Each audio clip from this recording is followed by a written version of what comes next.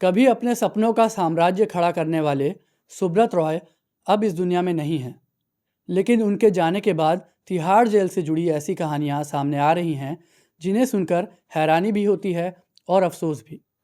सवाल यह है कि जो इंसान अब सफाई देने के लिए हमारे बीच मौजूद नहीं है, उसके बारे में ऐसी बातें कहने का मकसद आखिर क्या है?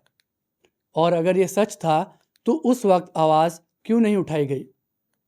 साल 2014 सहारा इंडिया के मालिक सुब्रत रॉय को तिहाड़ जेल में लाया गया। अब तिहाड़ के पूर्व अधीक्षक सुनील गुप्ता का दावा है कि जेल के भीतर रॉय को शाही सुविधाएं दी जा रही थीं। उनका ऐसा कहना है कि एयर हॉस्टेस मिलने आती थीं, विस्की की बोतलें उनके पास पहुंचाई जाती थीं।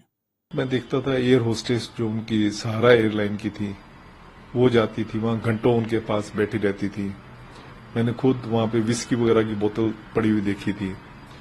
तो ये तो आप किसी स्ट्रेच ऑफ इमेजिनेशन में नहीं सोच सकते। लेकिन सोचने वाली बात यह है कि ये खुलासे अब क्यों?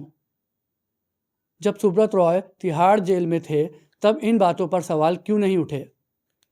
तब जिम्मेदार अफसर चुप क्यों थे? और आज जब सुब्रत रॉय इस दुनिया में नहीं हैं, जब उनकी तरफ से सफाई देने वाला कोई नहीं, तब इन किस्सों को बाहर लाने का मकसद क्या है? जो अफसर उस वक्त सब कुछ जानते थे, जिनके पास पावर थी, एक्शन लेने की जिम्मेदारी थी, वो चुप क्यों रहे? क्या पैसे का खेल था या दबाव था? और हैरानी की बात यह है कि आज जब सुब्रत रॉय इस दुनिया में नहीं हैं, तब इस सिस्टम के पुराने पहरेदार मैदान में उतरकर दावे कर रहे हैं। अब सवाल सिर्फ सुब्रत रॉय पर नहीं है, सवाल इस पूरे सिस्टम की चुप्पी पर है। अगर ये सब सच था तो कार्रवाई क्यों नहीं हुई? और अगर झूठ है तो अफसर अब ये कहानियां क्यों गढ़ रहे हैं?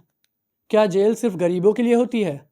क्या रुतबा, दौलत और पहचान के आगे कानून भी घुटने टेक देता है?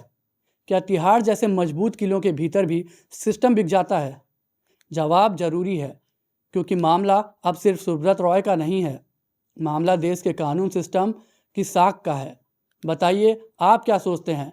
कमेंट बॉक्स में अपनी राय दीजिए और चैनल को सब्सक्राइब करना मत भूलिए। देखते रहिए न्यूज़स्टार 7 मीडिया, क्योंकि हम सवाल उठाते रहेंगे। धन्यवाद। बने रहें न्यूज़स्टार 7 मीडिया के साथ। हमें फॉलो करें YouTube, Instagram, Facebook और Twitter पर। मिलते हैं अगले वीडियो में।